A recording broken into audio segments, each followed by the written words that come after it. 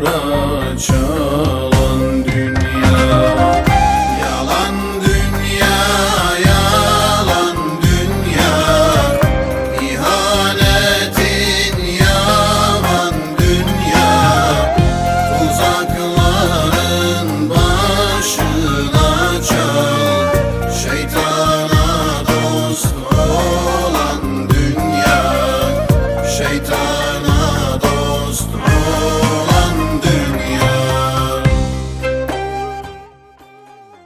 Ben Hacı Ekin Eker, Palu'nun Aşağı Mirahmet köyünde doğmuşum. 1943'lü olmama rağmen beni 1945 olarak yazmışlar. İlkokulu Mirahmet'te okudum. 1958'e kadar orada kaldım. Ondan sonra Bingöl'e geldik. Bugüne kadar da Bingöl'de kalıyorum. Evliyim, 5 tane çocuğum var. 2 oğlan, 3 kız. Çocukluğumuzda fakirdik, perişandık. Para yok, pul yok. CHP hükümeti iktidarda. Askerlerden korkuyorduk, çekiniyorduk. Hatta 2 tane jandarma köye geldiği zaman rahmetli babam gider samanlığa saklanırdı. Sanki onu götürmeye gelmişler gibicesine. Ben sorardım, baba niye buraya saklandın? Hele diyordu, git bak o jandarmalar neye gelmişler? Kimi arıyorlar? Ondan sonra ben gider sorardım. Diyordu 2 kişinin ifadesi var. Onları karakola götürmek istiyorlar. Ondan sonra rahmetli babam açığa çıkardı.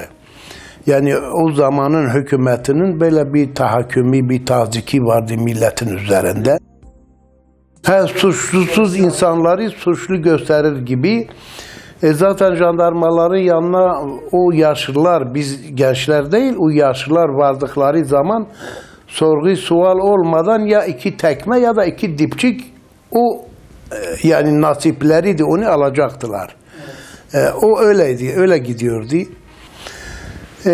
Askerlerin köye geldiği zaman 2 kişinin, 1 kişinin bir ifadesi vardı. Karakola çağırmışlar.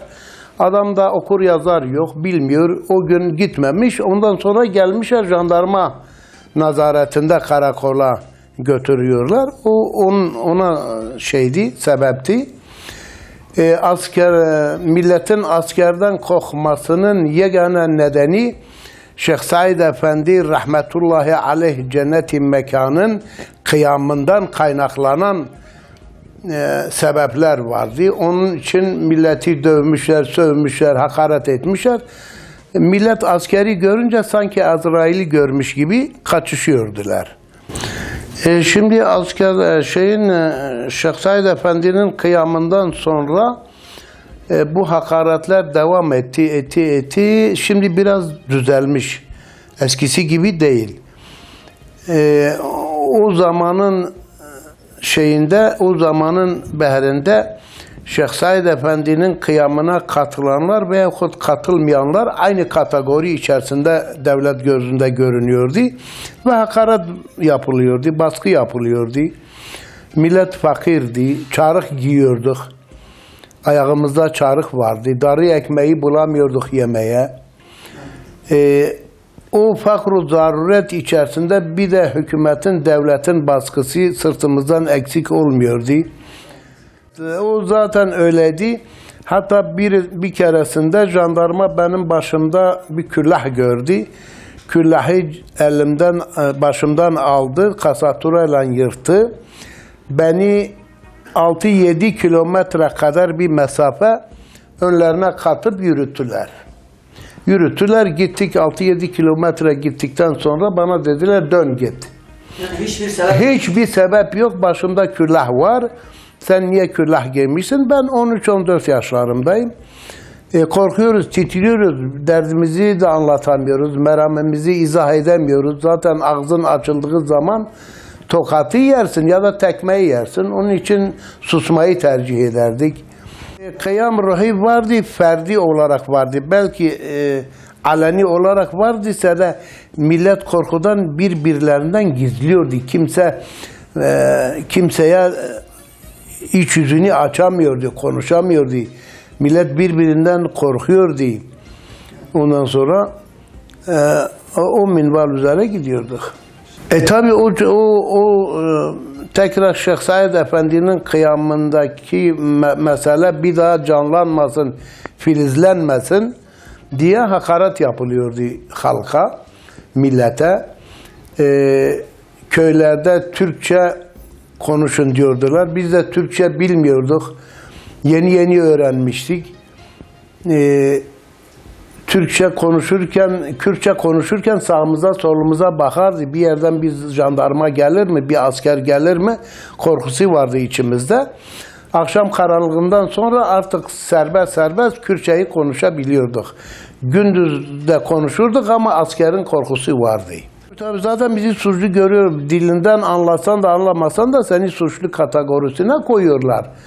Bunda şek şüphe yok. Derdini kime anlatacaksın, kime şikayet edeceksin.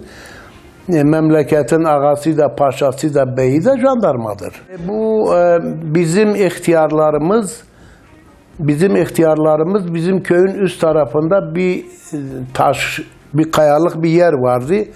Halen daha bugün gidelim o kayalıklardan ben size Kur'an parçalarını çıkarıp gösterebilirim. Kur'anlarını hep götürüp o dağda o taşların arasına saklamışlar. Kur'an okumak yasaktı. Salat selam okunurken Tanrı uludur demek mecburiyetindeydin. Çoğu imamlar Tanrı uludur dedikleri zaman gözlerinden yaşların aktığını ben şahit oldum. Tabii. Ondan sonra işte bu atmosferde gidiliyordu.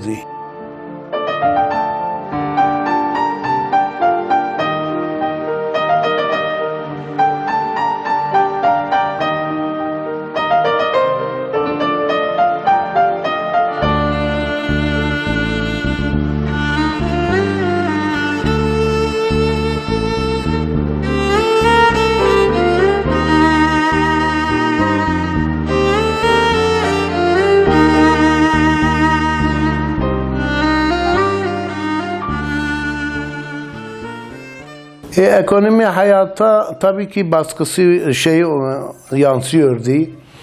Millet iş bulamıyordu, çalışamıyordu. Çalışmayınca tabii fakr zaruretler başlıyordu. Köyle arpa, buğda ektiğimiz zaman ağalar gelir bizden %2'sini alıyordular. Hatta devlet bile alıyordu arpa, buğdayı. Ki ağalar rejimle işbirliği içerisindeydiler. Ağanın dediği dedikti. Ağa birini ispiyon ettiği zaman o suçluydu. Artık nasıl ki bugün Anayasa Mahkemesi son kararı veriyor. O zamanın son kararı da ağalardaydı. Beylerdeydi. Evet. Nüfuslu insanlardaydı daha doğrusu. Ağaların zulmünden bahseder misin? Ağaların zulmü, beyler, biz onlara köle olarak çalışıyorduk. Onların bir dediğini iki etmezdik. Elimizde bir işimiz olsa ağa çağırdığı zaman o işimizi bırakıp ilkin ağanın işini yapmak zorundaydık. Sanki Allah'ın emriymiş gibi. Ondan sonra kendi işimizi bırakırdık, ağanın işini yapardık, bitirirdik. Ondan sonra kendi işimize dönerdik. Gençlik zamanımızda ayağımızda çarık vardı. Çarıkla gezerdik. Sırtımızda bir entari, ayağımızda da bir şal var. Çoğu zaman atlet zaten yoktu, bilmiyorduk, görmüyorduk. Gençliğimiz öyle geçti. Davarla, çiftçilikle, rançmerlikle. Gençliğimizde öküzden çift sürerdik. Yükümüzü buyurun eşekle taşırdık. Ondan sonra rançberlik yapardık. Arpadır, buğdadır, çavdardır. Bu tür şeylerle uğraşıyorduk. Dışa açılamadığımız gibi şeyden pek öyle fazla haberimiz de olmuyordu. Bizim varımız yoğumuz jandarma köye gelmesin de başka istersen kara yılan gelsin, o önemli değildi. O kara yılanı öldürebilirdik ama jandarmaya bir şey yapamıyorduk. Gençliğimiz de öyle geçti. Ondan sonra Bingöl'e geldik. Bingöl'de inşaatlarda çalıştık, hamallık yaptık. Velhasıl-i kerem başladık sıvacılığa. Sıvacı olarak çalıştık. Bilahare evlendim. O zamanın berinde başlık parası falan vardı. Birkaç kuruşla başlık vermişler. Şimdi şu anda tam hatırlayamıyorum. Ondan sonra evlendik. Çoluk çocuğa karıştık. O zamanın düğünleri dost ahbap çağrılırdı. Akraba çağrılırdı. Memleketin usulüne göre mahalli yemekler verilirdi. Yaşlılar gelir oturulurdu. Yaşlıların eli öpülürdü. Ondan sonra bir azzet hürmet vardı. Bir saygı vardı.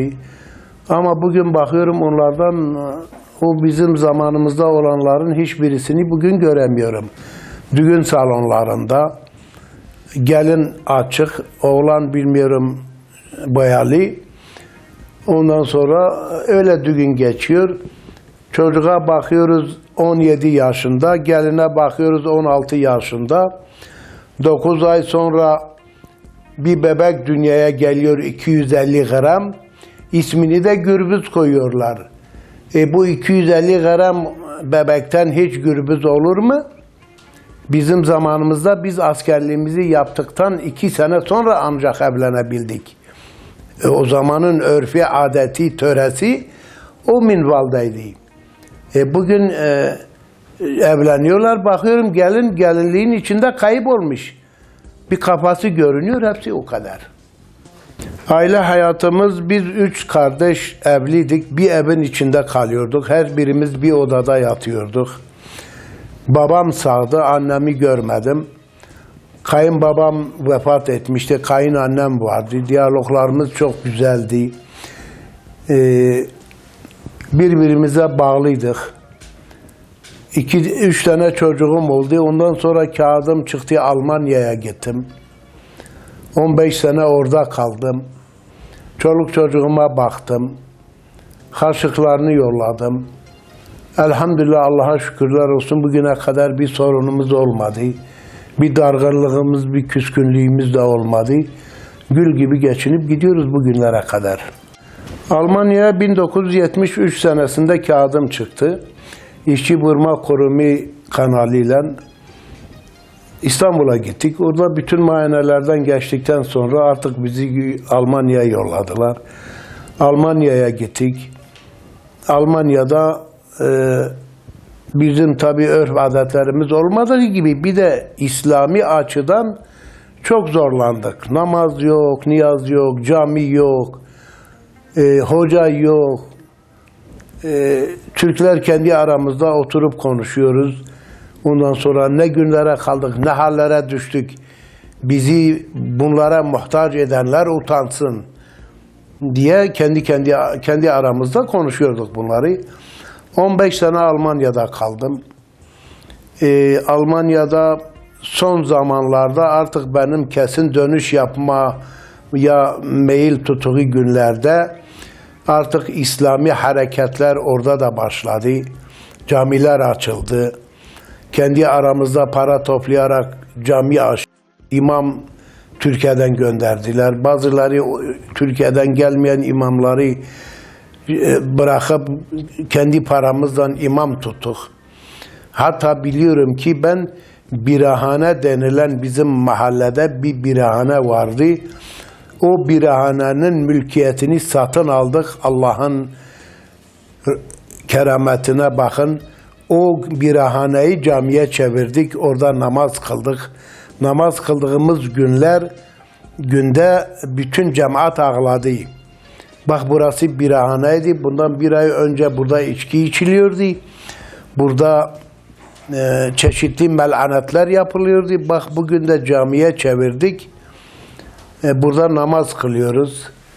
Orada 15 sene kaldım. Allah'ın keremine şükürler olsun, namus edebimizden çalıştık. Kazandık, getirdik, çoluk çocuğumuza baktık. Ondan sonra kesin dönüş yaptım, döndüm geldim. Güvendiğin gençlik terk edip de gider bir gün. Dünya ancak bir gölgelik, bir gün anlarsın bebeğim. Sakın ha hiç gönül kırma, dostuna kem gözle bakma. Boş yere gençliğin yakma, pişman olursun bebeğim. Şu dünyada her şey yalan, aşk muhabbet baki kalan, kara toprak asıl vatan.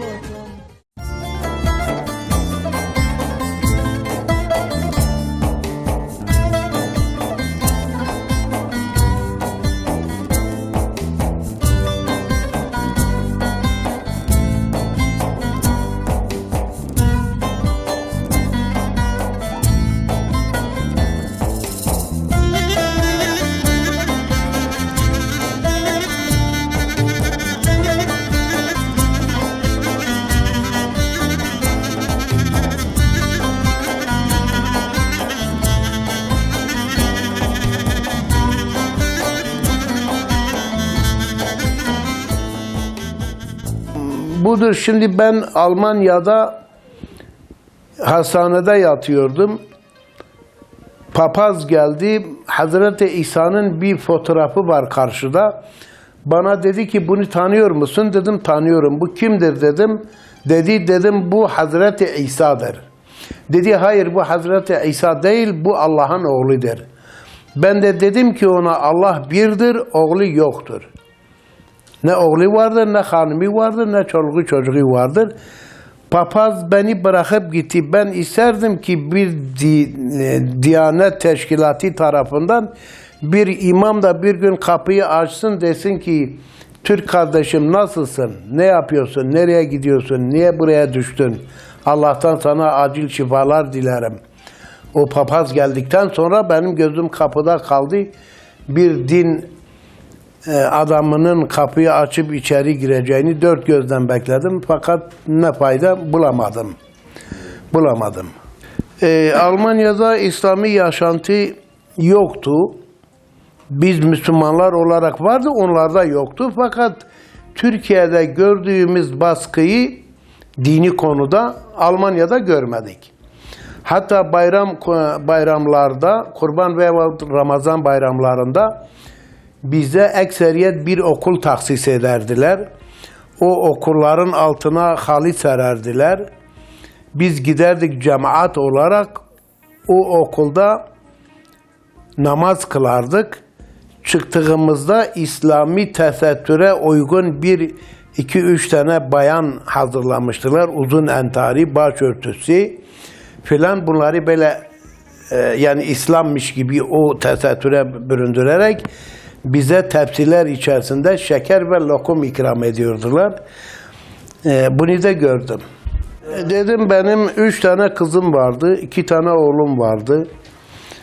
2 kızım evlidir, biri evde bekar duruyor, 2 tane de oğlum vardı. Çocuklar okudular, oğlan ortaokulu terk etti, büyük oğlan okula gitmedi. Küçüğü olacaktı, mahsebeci olacaktı. Bırakmadılar, onu sonra anlatacağım. 2 kızım Kur'an kursuna gittiler. Kur'an'ı hatmettiler. Şimdi ikisi de evli, İstanbul'da kalıyor. Küçük oğlum da Müslümansın diye bunu tutukladılar 1993 senesinde.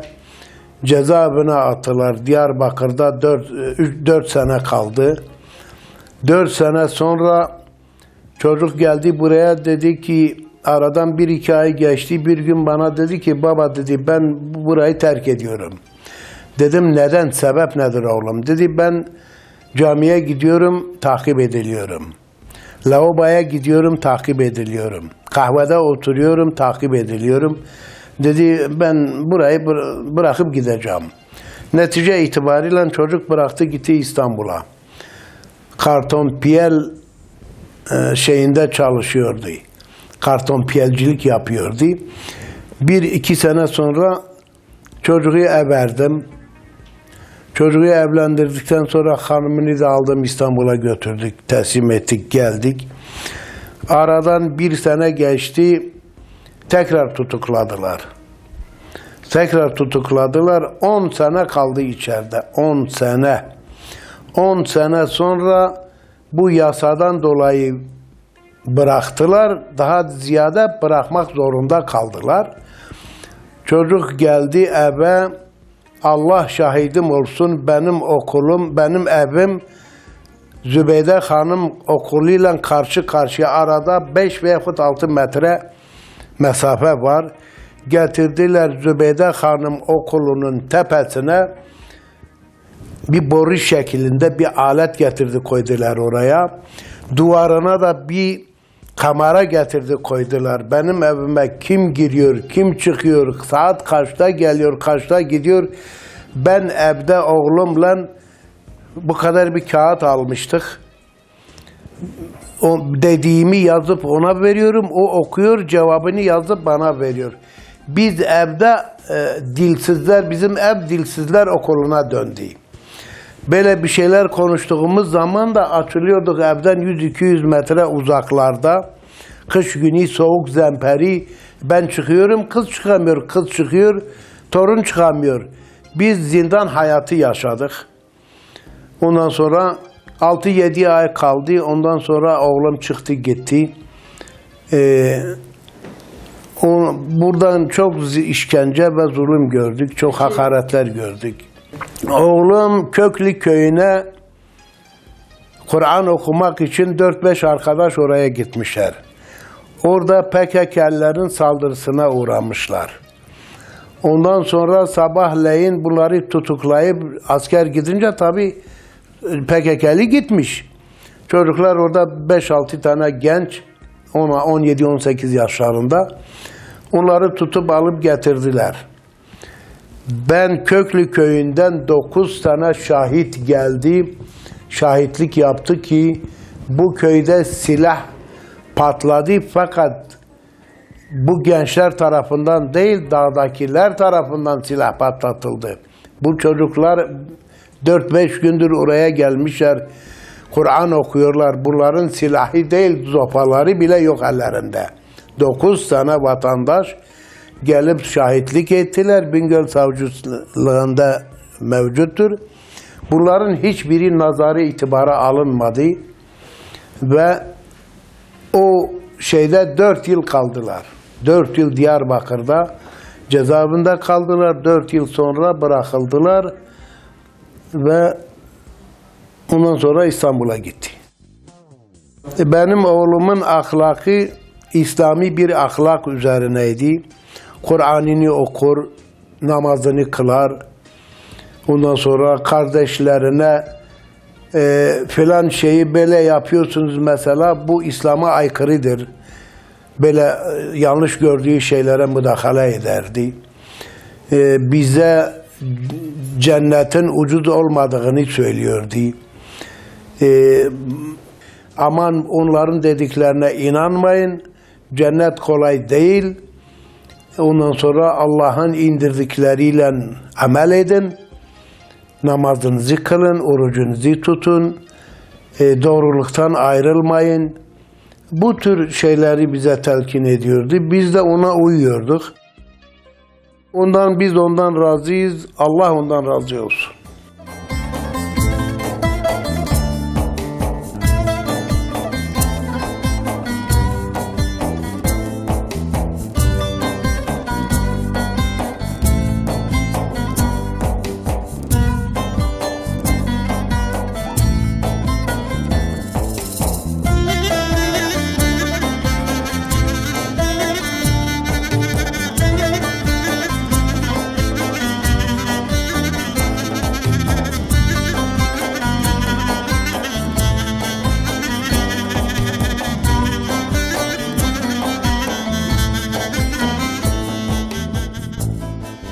Cezaevi sürecinde cezaevlerinde çok hakaretler gördük gardiyanlar ve askerler tarafından. Bilhassa askerler tarafından. Evlerimize geldiler, gittiler, sordular, geldiler. Oğlun nerede? Ben de diyorum ki oğlumun nerede olduğunu gidin Bingöl savcısından öğrenin. Bana niye geliyorsunuz? Siz biliyorsunuz ki benim oğlum cezaevinde. Siz neye gelmişsiniz? Acaba neyin peşindesiniz? Oğlum cezaevinde, aleniyen 4 senedir cezaevinde kalıyor. Sen de biliyorsun, senin savcın da biliyor. Savcı arıyor, savcı arıyorsa dosyasını açsın baksın. Benim oğlum nerededir? Yani bu tür baskılar, bu tür psikolojik baskılar yapıldı.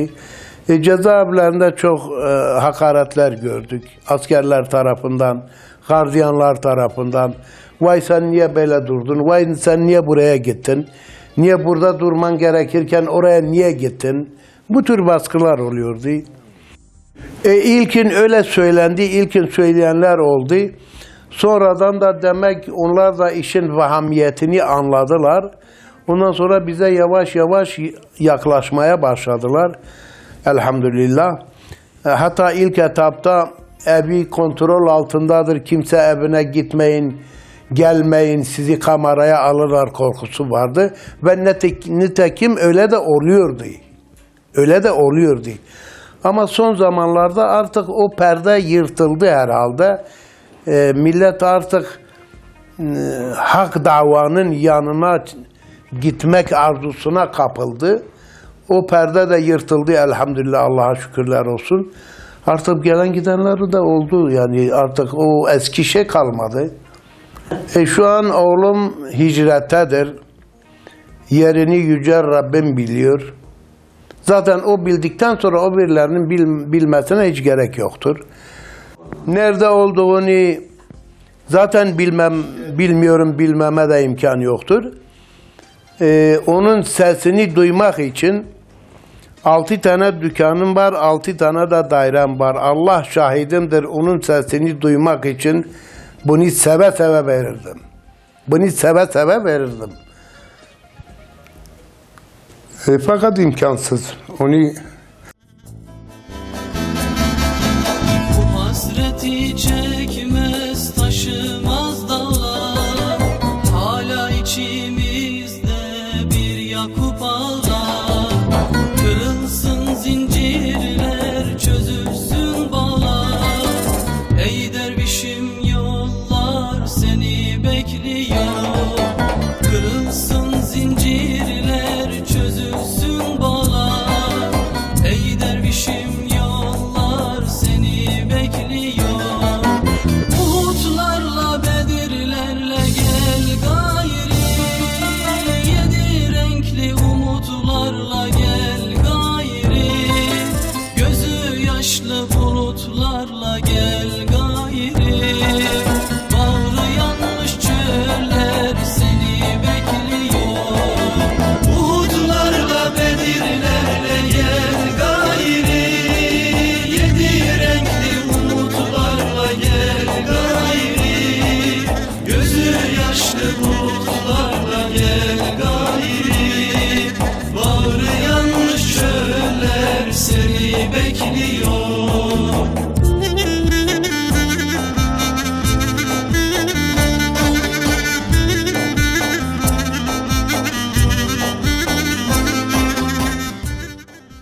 yine de Allah'a hamdü senalar olsun. Sağ olsun. Ondan sonra varsın işte görmezsin. Belki Allah'ım o bir dünyada görüşmeyi nasip eder. Ona diyecektim ki oğlum davandan şaşma. Allah'ın ipine sarılmışsın, o ipi sımsıkı tut. Cennet kolay değil. Dünya imtihan dünyasıdır. Sen ne Bedevi zamandan iyisin ne de Şeyh Said'den iyisin. Onlar kadar babayı da değilsin ama o yolu takip et, oraya sımsıkı sarıl. Belki o bir dünyada faydan bize de dokunur. İnanın daraldığım günler oldu. Yani neredeyse böyle patlama noktasına geldiğim zaman birden uyanmışım, gitmişim abdest almışım, gelmişim 2 rekat namaz kılmışım. Allah şahidimdir ki her şeyi unutmuşum. Dünya bana böyle cennet misali olmuş. Anlıyorum ki sıkıntının sonunda, karanlığın sonunda sabah oluyor ya, dünya aydınlanıyor ya. Yani ben orada o şeyi gördüm. Sıkıntılı anlarımda abdest alıp namaz kıldığım zaman bütün o sıkıntılarım gidiyor. Ondan sonra o doğru yolu gözümle görebiliyorum. Gençler içkiden, eroinden, esrardan ziyade Allah'ın namazını kılsınlar, Allah'a tevekkül etsinler. O eroinden aldıkları hazzı inan ki 2 rekat sünnet namazında ondan daha fazlasını alırlar. Becerebilirlerse, yapabilirlerse. Onlar zannediyorlar ki bu rakı, şarabı içtiğimiz zaman böyle mutlu oluyoruz. Halbuki 2 rekat namaz onlardan kat kat üstün olarak insanı mutlu ediyor. İşte bu var ki oraya bu gençleri bir yönlendirmek. O gençleri oraya hale getirmek. Onun için bize de çok büyük görevler düşüyor. Şu anda İslami gençlere tasfiyem, onlar zaten doğru yoldalar. Aileleri de Allah rızası için çocuklarına mani olmasınlar. Çocuklarının arkasında dimdik dursunlar. Ondan sonra onları azarlamasınlar. Onları hor görmesinler. Yanlış yoldasınız veyahut bu yoldasınız diye yapmasınlar. Ellerinden geliyorlarsa onlar çocuklarının önüne geçsinler, arkalarında da değil. Çünkü hak bir davanın savunucusu olan gençlere benim canım ruhum feda olsun. Şimdi içki içen bir insanla camiye namaz kılan bir insan hiçbir olur mu? Eğer milletimiz bunu daha görmemişse, daha görmüyorsa, tarih utanıyor, insanlık sönür, mazlumların feryadı seni bekliyor.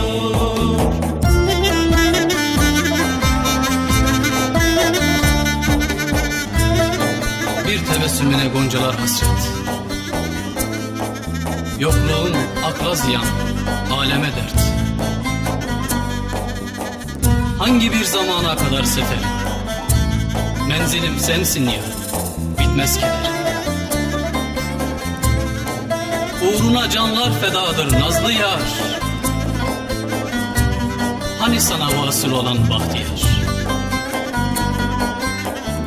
Hayat seninle hoş, ölüm seninle, hubbaya uzanan ahımı dinle.